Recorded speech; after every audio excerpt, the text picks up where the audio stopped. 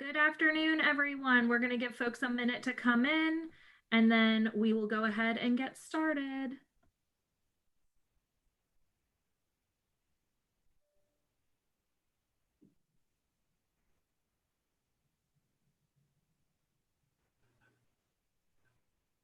As folks are coming in, we'll just wait one moment so everybody is able to join us.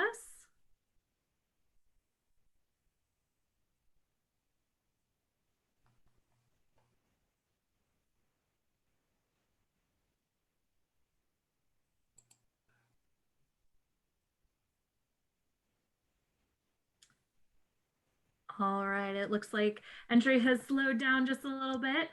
Welcome to the virtual college exploration for all Virginia students, sponsored by the Virginia Association of Collegiate Registrars and Admissions Officers and StriveScan. Thank you for joining us this afternoon. A few housekeeping announcements before we get started.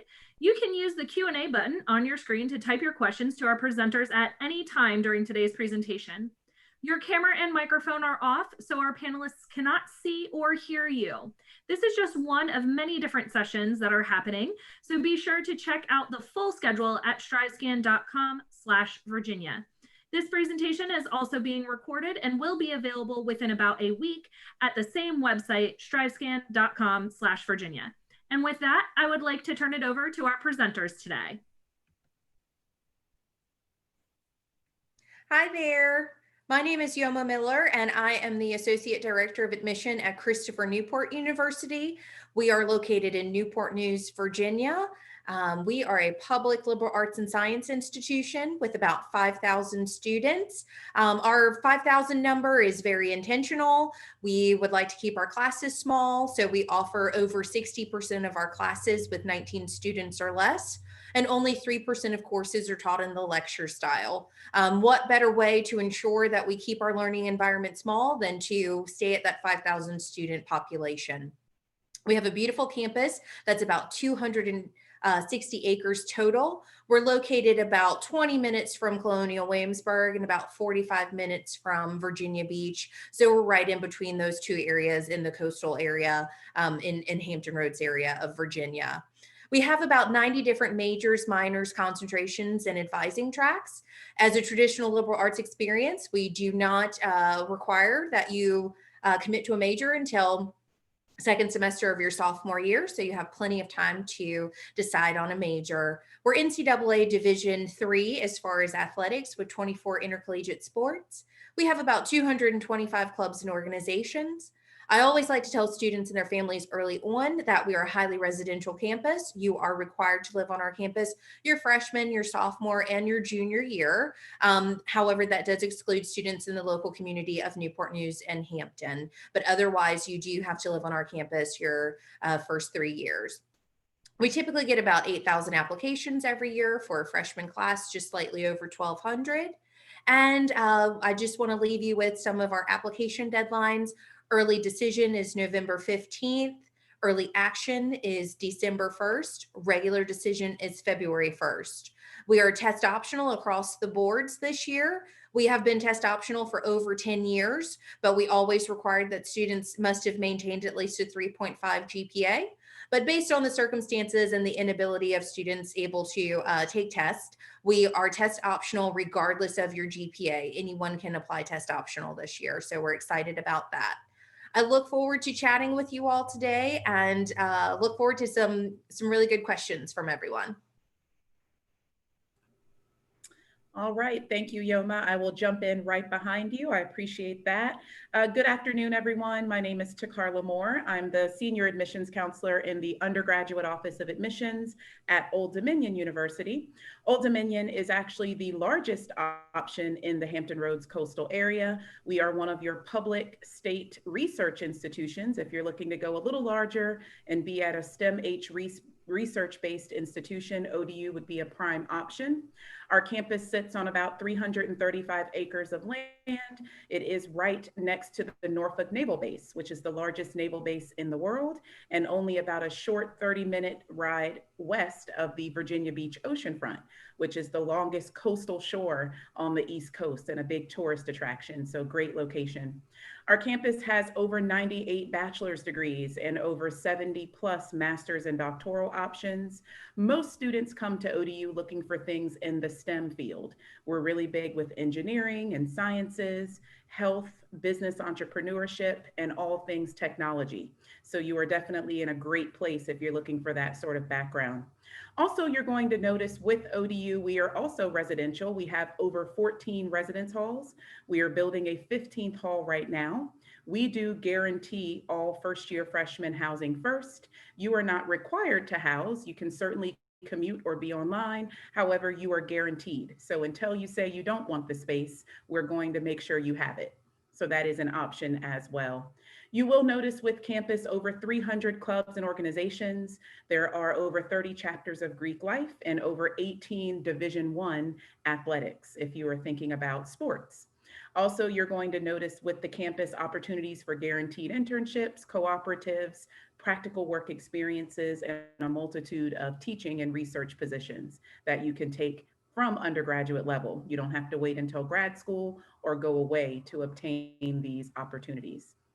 Also with Old Dominion, we have a couple deadlines as well. We have December 1st, which is our early action deadline, and then February 1st, which is our regular decision. Both are non-binding. They're both published on our website. We also are on the Common Application and the ODU application simultaneously. This year and every year, we of course are test optional as well. As Yoma stated, there is no specific GPA for ODU as well. So you are able to apply test optional either way, or if you want to submit test scores, you can do that too. We're happy to review you in either manner. I'm going to turn it over to my colleague Tish, and I look forward to answering your questions. Hi guys, as you can tell, well, I'm gonna start with this. Alphabetically, William & Mary is typically the last school to go in any of these events. So I just get to capitalize completely on everything that Christopher Newport as well as ODU just mentioned about our location, where we are. And so I'm not gonna go too much into that piece of it. My name is Tish Kennedy. I'm one of the associate deans in the undergraduate admissions office at William & Mary. I'm also the director of diversity and access. A little bit about William & Mary. So the first thing that people will start at the beginning, the first thing that people usually know about William & Mary is that we've been around for a while. We're the second oldest college in the United States. We were founded in 1693. I say all that to say, number one, that yes, we're old. But number two, what that means is that we've had a lot of time to figure out who we are. We've had a lot of time to figure out who we want to be. We've had a lot of time to figure out how best to support our students. And that sort of informs the way that we innovate and the way that we move forward. A little bit of just information about you guys, just the kind of big picture stuff. William & Mary is in Williamsburg, Virginia. We are a mid-sized college with a little bit over 8,500 undergraduate students and almost 2,500 graduate students. I would say that the great thing about being a school of that size is that you have all the amenities that you'd have in a big state research institution in many ways. You have like access to research and plenty of study abroad opportunities and sort of all those things, but we are able to offer it in a little bit of a smaller package. So for us, we have about an 11-to-1 student to faculty ratio. Our average class size will be somewhere between 30 and 35 students. So it's a little bit of an idea of sort of what that academic environment might be like for you. I'm going to give you a little bit about kind of the breakdown. It'll usually take you about, say, 120 credit hours to graduate from William & Mary. It'll be divided into thirds. You'll have your major, you'll have your sort of general education component, what we call the call curriculum, and then you'll have your elective hours. And with those elective hours, you could do whatever you'd like to do. William & Mary was the first university to offer electives. So what that really means is we're trying to provide the room, and many of these colleges and universities, when they offer you electives, are trying to provide an opportunity for you to learn for the sake of learning. That's certainly something that we value at William & Mary, the opportunity to do that, to learn for the sake of learning, not specifically for a particular outcome, but just because of academic and intellectual curiosity. A little bit more about William and Mary admission wise, similar to what my colleagues here have said, we are also test optional. We are newly test optional this year, but we have decided to do a 3-year pilot. So at the very least, we will be test optional for 3 years, with the hopes, of course, that that will continue. We really are kind of dedicated to trying to figure out how to make this entire process as low stress and transparent as we possibly can. And that's kind of the opportunity, kind of the reason why you'll see a number of us, again, Christopher Newport, ODU, here to be able to try and answer your questions in particular. So we know that we can kind of give you guys a big old overview and maybe still not get directly to the things that you want to know. So we really wanted to just provide the opportunity for you to ask questions of us, or at least to guide the conversation. So if there are areas that you're most interested in, even not specific questions, but areas that you're most interested in, you can let us know that as well. And we'll be happy to start to kind of talk in that direction. So we're here for you guys to answer whatever you need in order to make an informed decision about where you'd like to be. I think that is it for me. All right, so Tish, I'm just going to jump back in and reiterate exactly what you said. If you have questions, students, this is your time to get one-on-one with us.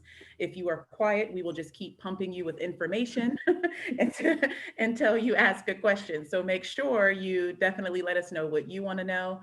I guess one area we can kind of focus on is maybe campus life. I know students often want to know, what's campus life like at your university? What are some things they can get involved in? What's popular? So I'll go ahead and toss that over to Yoma first, and then we'll go back in order.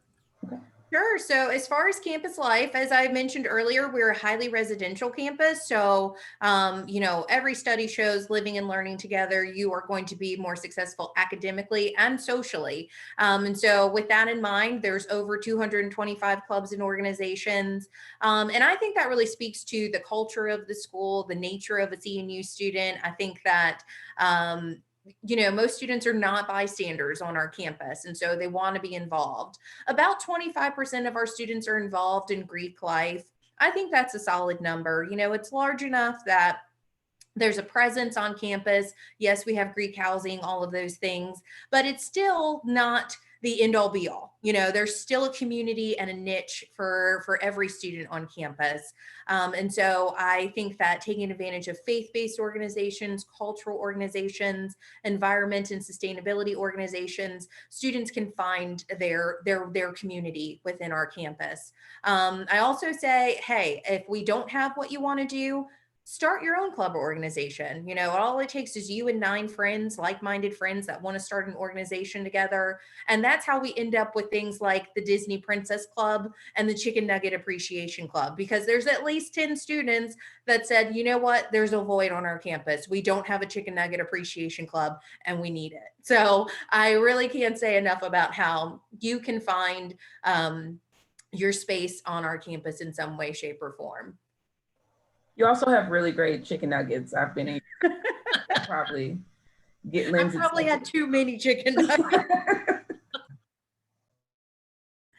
Awesome. I'm just going to pick right up from where Yoma stated. With Old Dominion, we have such an eclectic and large and non-traditional student body in some senses that really getting involved entails a lot of things. It is not unusual to find an international student, a working mom, a veteran, a senior citizen, and a first-gen college student all sitting in your classroom at the same time. Varying interests, varying backgrounds. I recommend looking at the roster of things. Many students at ODU are into things like student government and Model UN, engineering clubs, robotics, pre-health societies, a marching band. There's just a variety of things that I see students really getting their hands on. But the beauty of this institution as well is that you can start your own. As Yoma was stating, I saw the waffle eating club. I see the Quidditch folks. I see the people who like longboarding. Whatever it is that you do in your city, your state, your school, your town, you can still participate in that on the collegiate level. So we really want you to feel free to explore and look at what campus life will be like. Also with ODU, it's a really fluent campus in terms of movement. You will find a lot of commuters, but you're also going to find a lot of residential students too, a lot of part-time students, working students, a lot of students that are, coming in, taking a class here and a class there. So really it's the type of atmosphere that you can be flexible with. whether it's online learning, residential learning, on campus, off campus, one of our higher ed centers, you can really learn at ODU from anywhere. So it gives you that flexibility and that time to really say, okay, how am I going to cater this experience to me? But if you want it to be that traditional experience, absolutely go for it. Get involved, live on campus, eat on campus, start clubs, get in organizations, and still fit that around your academic life. So William and Mary, we are, again, also by and large residential. Freshmen and sophomore students are required to live on campus. About 70% of our students will be on campus each year. That is sometimes an interesting way to figure out sort of what happens in the evenings and weekends, I think. I think oftentimes when students are kind of around campus, all of us have some residential component to our colleges and universities. And I think that that does lend itself to knowing that there's going to be something to do in the evenings, or knowing that there's going to be something to do on the weekends, because there's a number of students who live on campus. We have about 500 student-led clubs and organizations. Of course, which is a lot for a school of our size, but of course, with that many clubs and organizations, you're going to have your traditional stuff. If you guys, whatever you're interested in and involved in high school, you're going to be able to continue that on the college level. So if it's like Model UN, or if you've been on the Honor Council, or you've been a part of student government, you played sports and you want to play club sports at William & Mary, we're a Division I athletic school. So some students will go into that process, but others will kind of continue their passion for sports through clubs or through intramural sports, right? So you have all those sort of traditional ways that students get involved. About a third of our students are involved in Greek life. But at the same time, that with 500 clubs and organizations, obviously you have some more obscure clubs and organizations as well, right? So like one of my favorites is the Cheese Club. The Cheese Club at William & Mary, in fact, got so popular that it had to divide into two groups: soft cheese and hard cheese enthusiasts. So it is certainly turned into something super popular. Things like the Hammock Club, which has always been interesting to me. Something that you can do completely by yourself, like hang out in a hammock. Leave it to William & Mary students to figure out some sort of way to be social about it. So they formed a club about hammocks. The Salsa Club, right? Both the dance and the dip. So there are lots of ways that students are able to get involved in things at William & Mary. And I would also say that one of the things, and this is just a plug, if you do find yourself interested in William & Mary, you go through the admissions process, you end up on campus at William & Mary, really think about being involved in the admissions office. And I would say that for many of the schools.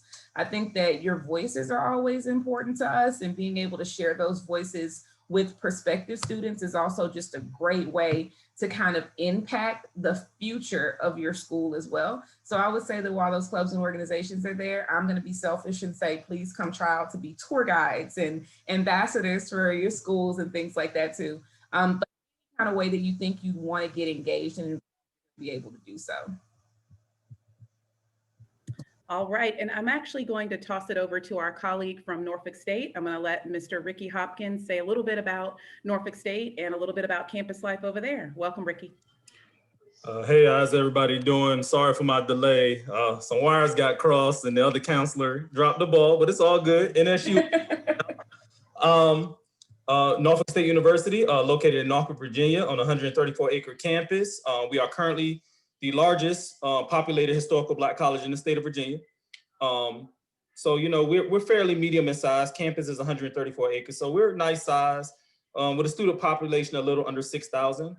A lot of things going on campus. We actually consider ourselves the HBCU for the modern world. We don't believe because we're a historical Black college that we should look old or historic. So we've gotten a brand new building every year since 2009. We are getting a brand new building, facility, or residential hall every year to the year 2026. Another cool thing about NSU is we're one of the most diverse historical Black colleges.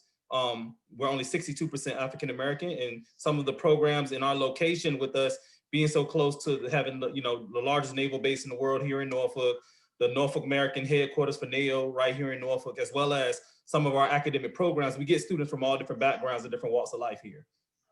Campus life here is crazy. Like it's so much stuff going on, and we are a institution of that family feel. It's a couple sayings that we say here at Norfolk State, and one of the big sayings is that we say that we feel is that it takes a village to prepare a professional. So when you get here, you are inheriting extensions of your family. Everyone's fairly family driven, and we're heavily big on getting our students heavily engaged in the campus life. And we're also an institution that is heavily rooted in your academics, your learning, and your success. So, you know, we have Division I athletics here. We have over 164 different clubs and student organizations. Like everyone, you know, all institutions, we're big in making sure you guys are properly engaged. One thing that you guys, as young people, you got to understand that you only get undergraduate life one time, and you got to make it count. And that's regardless of where you go. And we really push that at Norfolk State as well. So you got to make it count. Be heavily engaged. Be whether it's a club, fraternity, sorority, whether it's, like everyone said, create your own club. Actually, I just signed off on a gaming club. We got another gaming club. We don't need any more gaming clubs, but this gaming club is specific for Fortnite. All right, whatever. But whatever you feel that you need to gravitate and be more comfortable and develop even within your own community here at Norfolk State, we're real big on making sure you can do that and making sure our students evolve as well as change here on our campus. Yep. Awesome. Thank you so much, Ricky. So I see you guys are still quiet in the Q&A, so we will just continue to pump you with information, as I stated in my earlier disclaimer. So another question I know we often get at panels and when we're on college fairs is, what are your majors? What are popular majors? What do people want at your school? So I'm going to toss that over to Yoma first from CNU. Thanks to Carla. So we have over 90 different majors, minors, concentrations, advising tracks to choose from. Some of the more popular majors would be the Luter School of Business. It is internationally accredited. We're extremely proud of that. I think it speaks to the faculty and staff of the program and the rigor of the curriculum. There's marketing, management, finance, and accounting are the 4 concentrations to choose from in the Luter School of Business. Also, anything in the fine and performing arts. We have the Ferguson Center for the Fine and Performing Arts, where our students can truly hone their craft and be in a state-of-the-art facility if you're interested in those majors of music, theater, dance, things like that. So anything in the arts are pretty strong on our campus. I would also say biology, chemistry, neuroscience, those are great programs, and our students can tag on a pre-med or pre-health advising track in those programs. So if you have the idea that you want to go on to medical school, become a veterinarian, optometrist, physical therapist, whatever the case may be, you can always tack on a pre-med, pre-health advising track to your particular major. This is a great way for you to shadow physicians in the local community. Riverside Medical Group, Riverside Hospital is on the same road as Christopher Newport University. So literally within walking distance, you can shadow professionals in the local community in that route. So those are just a few different majors, and they're in all different aspects, you know, so I've touched on things in the sciences, things in the social sciences, things in the humanities. So there's something for everyone and a little bit in between. Of course, psychology is a very popular major on campus, but those are just a few that I can name off the top of my head. For us here at Norfolk State, some of our most popular majors, one would be nursing program. That's big here at Norfolk State. As well as we just built a brand new $4.2 million nursing and general education building. So a lot of students come here for nursing. Psychology is another big one. We're actually the only historical Black college in the country that has a bachelor's, master's, and doctoral program in all areas of clinical psychologist and mental health professional. If you get your bachelor's and your master's here at Norfolk State, they pay for your doctoral program. That's another big one. Social work. We're actually ranked 8th in the nation on the bachelor's and master's level of social work. So that's another big one. As well as our STEM programs. We're actually ranked in the top 100 of all science, technology, engineering, and mathematics, as well as we are the first institution in the country to ever have a program in cybersecurity and cyber psychology. So that's another big one. Mass communications is big here as well. And one of our newer programs that we just adopted a couple years ago will be our theater, performing arts, and drama program. We are the #1 ranked theater, performing arts, and drama program out of all historical Black colleges in the country right now. Every major honor that can be won in theater and performance, we've won them all 5 years in a row. So they're like some of our most popular programs, I want to say, here at Norfolk State. We do have a program that pretty much caters to everyone here, from everywhere from the School of Education, College of Business, College of Science, Technology, Engineering, and Mathematics, as well as liberal arts and social work. So we cater all different areas of any academic endeavor here in Norfolk State. Awesome. I'll jump right in for Old Dominion. Old Dominion is the playing field for all things STEM. This is where all the STEM majors come out to play. All of the engineers in the state, all of this computer scientists, the computer engineerist. We're really just a campus full of labs. So active labs, you're really going to get into your robotics and your electrical and mechanical and all of those things. We also have a lot of facilities dealing with health. So if you're into nursing, there's a dental hygiene clinic. Our nursing facility is a separate campus almost from ODU. We also have a lot of people looking at nuclear medicine, cytotechnology. They want to work in hospital systems. So really people come in looking for those types of things. Entrepreneurism is also really big. It's taken off. The Strome College of Business and the Entrepreneur Center is really big. ODU is home to 14 Bloomberg trading terminals. So if you're a person that is into stocks and trading and bonds, you really get to use the equipment on our campus. So that's really nice and convenient. And then also I'd say to follow that up, education. We do license the highest number of teachers and counselors in the Commonwealth. So if you're looking to become a counselor or a teacher or certified in certain areas, I think you'll find ODU to be conducive. And I'll toss it over to Tish. So William & Mary is a truly liberal arts college and university. I think that our take on just sort of education in general is that it's building blocks. We have about 45 different majors and a number of different minors. But when you look at our list of majors and minors, what you're going to see is a relatively traditional list of majors and minors. And I think that paired with our interdisciplinary studies program that allows you the opportunity to put together programs that can be exciting programs that you can be passionate about really are what lends themselves to the ability to create whatever you want your adventure to William & Mary to be. So for us, what you'll find is that you'll see students, for example, who before we even had like a public policy program, there were students who were creating public policy programs through our interdisciplinary. Before we had a data science program, there were students who were doing data science through an interdisciplinary studies program. And what we found is that as long as we can give you the building blocks, then you can build whatever you want. So our students, the big takeaway is that our students leave William & Mary honestly as lifelong learners who are able to get into the workforce and learn in ways that are impressive to employers. I think that that's kind of the biggie when it comes to a liberal arts education, is that you're really learning to learn and to learn forever. So for us, what we find is that our students, oftentimes students are drawn to William & Mary for things like international relations, public policy, government, history. You see students who are drawn to William & Mary for our School of Education. Oftentimes you'll see students who are drawn to William & Mary for things like applied mathematics and kind of that sort of honestly kind of brainy stuff that they might tend to look at William & Mary for.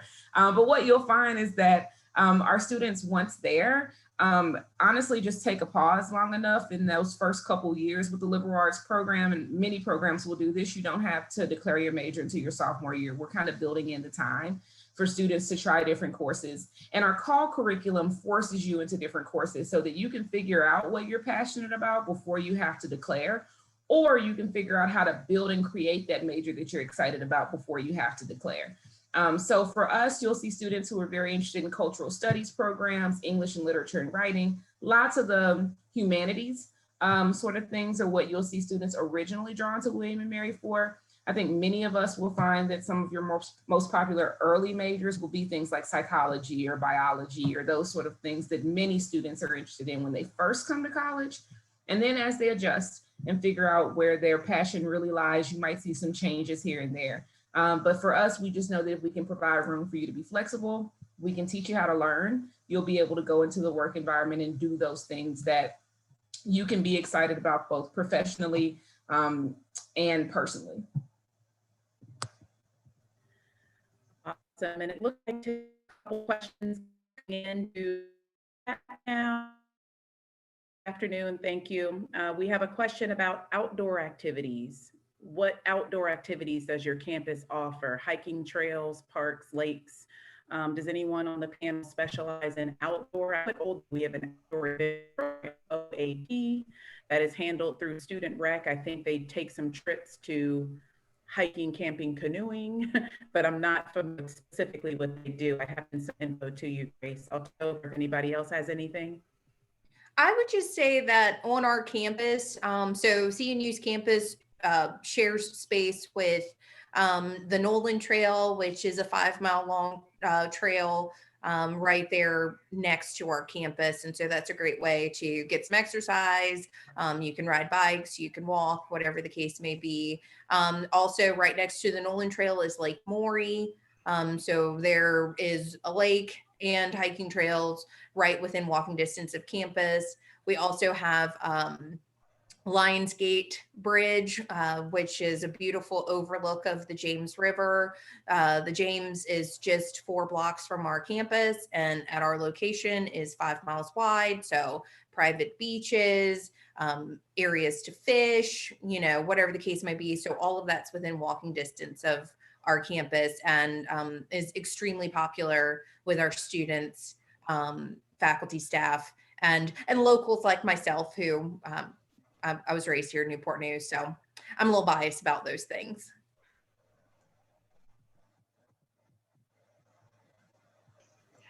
Anyone else on outdoor adventure? What was that? I was going to say, did anybody else have anything to say on outdoor activities? Oh yeah. Well, we don't have any major specific things that gear toward outside stuff and outdoors, but through our intramurals, we do. They have camping trips. They do take kids to students to go paintball, as well as hiking and stuff like that, but nothing major specific. But our intramurals and through our student activities office, they do some weekend activities like that. Williamsburg is exceptionally green and exceptionally lush. So there are lots of opportunities to get outside in Williamsburg, Virginia. We do have Lake Matoka that's right on campus. So lots of students will take advantage of canoeing and things like that at Lake Matoka. We have a nationally recognized club cycling team. So our students who are interested in being on bikes kind of have that too. Let's see, in addition to that, as far as just hiking and trails and those sorts of things, as you guys were making mention of that, what I was thinking about was the fact that you're kind of in this coastal Virginia group. And the good thing about our area though, is like a short drive and you're to anything. So if you wanted to get to the beach in a short drive, you're there. Or not even a drive for some of our campuses, like you're there. If you wanted to get to the mountains, that's the beauty of Virginia. Again, a short drive and you're able to get to some really beautiful hiking and things along those lines. So I do think that our location, just in general, as a cohort of schools, but our location kind of provides you access to so many different types of outdoor activities, which I think is definitely a benefit of the group. But I can certainly say for William and Mary in particular, on our campus is the opportunity to be engaged in so many different things as far as outdoor space is concerned. And then in Williamsburg overall, there are so many different camping sites and all of those different ways for students to get engaged and kind of get outside. But I think the coastal schools kind of have it on lock when it comes to being able to get to a lot of different cool things quickly. Awesome, thanks Tish. All right, it looks like we have a second question coming in about going back to the student life and student engagement discussion. How are brand new freshmen truly able to participate in student organizations in the midst of COVID? How have students been able to participate in clubs, sports, when so many universities are only offering online and strict social distancing? So what does that look like on campuses? So, I'm so sorry. If I could say, I would say that the first thing that was critical to us, honestly, and this is me being as transparent as I can be, is pivoting from what students couldn't do to what students could do. And as soon as we were able to kind of change our mentality to how are we able to have students engage as opposed to what can't we do? What are the ways that we kind of have to handle this in this way or that? We were able to really be creative in the way that our students are engaging. So to your point, to the student who asked, to your point, a lot of things have gone virtual. There are a lot of different clubs and organizations who are doing their meetings and things like that in kind of a virtual world, right? Our Center for Student Diversity has been doing their meetups and things like that online. And the reason for that really is because when you have a hybrid of students on campus and off campus, you want to make sure that every student is able to engage. So they'll definitely need to offer some of those things as virtual experiences, so all of their members would have the opportunity to be able to participate. But I can say that on campus at William & Mary, we have really utilized the space on campus, the outdoor space that we have. I mentioned when you guys asked about outdoor ways to get engaged, that we have Lake Matoka Amphitheater, which is an outside space. We have the Terrace, which is an outside space. And while the weather has been great, we've been really capable of using those spaces in really creative ways to allow students to be able to engage with one another in healthy, distanced ways. I think that we're figuring out how this is going to navigate as we transition seasons. So to be very transparent, again, I think we're all learning it as we go, but we're trying to keep that same mentality of what can we do and how can we keep students engaged as opposed to what students can't do. Yeah, just to piggyback what Tish was saying, you know, CNU, we are offering about 70% of our classes in person. And, you know, the reality is we couldn't do that without the participation of the students. You know, it's like you can set the ground rules and you can set all of the precautions, but you've got to have the students actually conduct themselves in a way that this can be realistic. And so I have to say that I'm extremely proud of the CNU community, that the students have embraced those precautions and they have abided by those rules and guidelines that have been set so that we can actually do some in-person things. But the reality is there's still a lot of virtual going on. So the good weather has been great for us to be able to set up clubs and organizations on the lawn, or really large facilities like our athletic facilities might be a meeting space for a group of 10 students. You know, it's like this space seats 500, but we're only going to allow 10 people in there at a time. So it's just being creative and being fluid with, hey, this is what we have. Where's the silver lining in this, and how can we make this a success? And so I think that it's a blend of just student responsibility, of you can have a good freshman year, but a lot of that relies on students' responsibility and buying into the guidelines and precautions that the university is taking as a whole, for sure. Absolutely. And I just want to echo with that. I mean, at Old Dominion, we have gigantic spaces, being a big state school. So you can imagine the big cafeterias and the lawn and the stadium that's brand new and empty. So we are, you know, offering those movies and just, you know, fun times for students to come out and use these big spaces to do things, from the Ted Constant Center to the back of our campus on Whitehurst Beach and just the quad area. The good thing is, like Tish and Leoma were saying, we do have great weather and we have a lot of outdoor space to use. So we're actually able to bring students out in a socially distanced manner. Yeah, there are no fall sports. We did not play any fall sports this season. A lot of our classes are still online, but we do have that percentage and that portion of people who are acting responsibly and being able to meet in person and do things in person. So it's been a great mix. It's a very good hybrid right now going on at Old Dominion. As far as the future, like Tish said, we're learning as we go. We don't know what the future will be for the freshman class of next year. We're going to have to monitor how the spring and the summer go first, and then we'll be able to provide more accurate answers. But as of right now, you can follow us online, watch our YouTubes and stuff, and just see what's happening in the culture as we speak. Ricky, anything for Norfolk State? Yes, I actually got to agree with all of you ladies. You know, all of us are pretty much in close proximity. And what you guys got to understand is that with all of us being in Virginia, you know, we pretty much got to function on whatever the governor says. So, you know, we've really had to kind of adjust on the fly. And a lot of this stuff is fluid. Like, it can be one way today, one way tomorrow. So, you know, even us at Norfolk State, we have adjusted the way we do things at a very, very rapid rate to accommodate all of our students. Because at the same time, we want all of our students to be engaged and to have a good time, to give them some level of normalcy, but we have to be safe. And that's for all of our students, faculty, and staff across the board.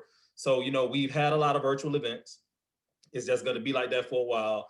One cool thing that they actually did, they actually built a stage outside. So the theater company has been putting on plays, like they're putting on the Wiz right now outside for our students, and it was packed. And they had it in the center of our quad on campus that started last night. A lot of virtual events, speed dating, stuff like that. You know, that's just the way of the world right now. But I tell all students right now, you have to find the silver lining in this.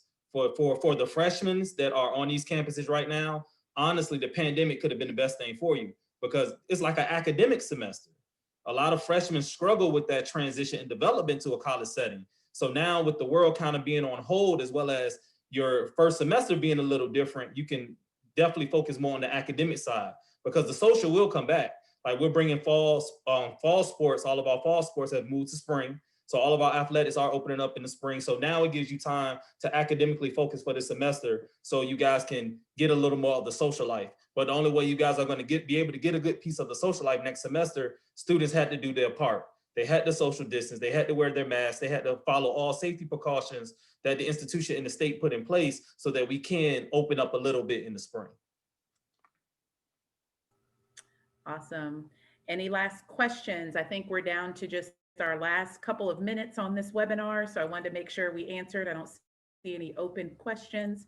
Any final words of wisdom for this class that's coming in? Tish, you want to kick that off? Yeah, I think my advice is probably, I think you guys have a really, really great opportunity to get the information that you need in a way that's a little bit more unfiltered. One of the things that I think has been a benefit of the way that you guys have gotten to engage with colleges is that you've had to go about it a different way. So you are finding ways to engage. Many of you have the opportunity, for example, to talk directly to students. If you were to follow us on social media or follow some of the clubs and organizations and things on social media, what you're going to get is a relatively unfiltered, true to life student story of what it's like to be on our campus. And so many times when you come for an information session or tour, I don't know about the rest of these guys, but at William and Mary, we're supposed to roll out the carpet for you. It's the best look you're going to get at our campus is when we have an information session or a big event that we bring you to, right? I'm going to put on my best cardigan. I'm going to be on my best behavior. And that's what you're going to get from us. But with this, you're able to see us in a much more candid way. I think you're able to get a much more organic, true to life understanding of both the people who you're working with, the students who you'll be engaging with, and you're getting to see kind of how we prioritize you as students in a point of kind of panic in the beginning of this. You know what I mean? How do we engage with you? How do we prioritize you? How do we get our information to you? I think those things are all fair to consider when you're thinking about where it is that you want to go and who you're going to be spending your next 4 years with. And the last thing I'll say is that when it comes to the state of Virginia, you guys have great choices. And really, it's just a matter of small nuance as to which one of these places might be the best possible fit for you. But you have really, really great college choices within the state of Virginia. As somebody who's not originally from this state, I'm envious of the options that you guys have here as high school students. So just know that you really can't get it wrong, and just use us to get the information that you need in order to get the questions answered that are important to you to make your final decision. Absolutely. And I would just echo, please click on these virtual engagement pages and take these virtual tours and, connect with your admissions contact or do what you have to do to get the contact. Don't be scared. We're real people. We want to hear from you. We want to talk to your families. And we really want you to connect with our students as well, so you can get that real unfiltered view, as Tish was stating. Ricky or Yoma, any last words? I think that Dean Tish always brings it. So, and I concur with everything she said. Yeah, and the same for me. And more so, and I'm going to speak on behalf of all of us when I say this, you guys as students, we applaud you. Like, this is different. None of us have ever been through this. Like, we had normal proms, normal graduations, so we see things a little different than you guys do, but we applaud you guys. We are behind you guys. And like everyone said, it doesn't matter where you go to school. Like, everybody is there to help you create the best versions of yourself. So there's no wrong decision wherever you decide to go. we're all behind you. We're all in this together because the world is so different now. And at this point, all we really have is each other to really try to push each other through this pandemic. So, you know, I do applaud you guys. Just stay the course, please trust the process, and everything's going to be good. So yeah, that's all I got.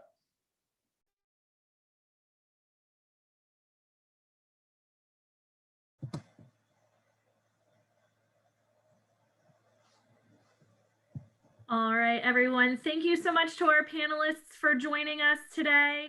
Thank you to our students that were able to join us as well. When you close the window today, there will be a link to a very quick 4-question survey. We'd appreciate any feedback that you can provide us. Also, as a reminder, there are more sessions being hosted, and you can find those at stryscan.com/Virginia. In about a week, you will find this session's recording as well as recordings of other sessions at that same website. Thank you and have a great afternoon.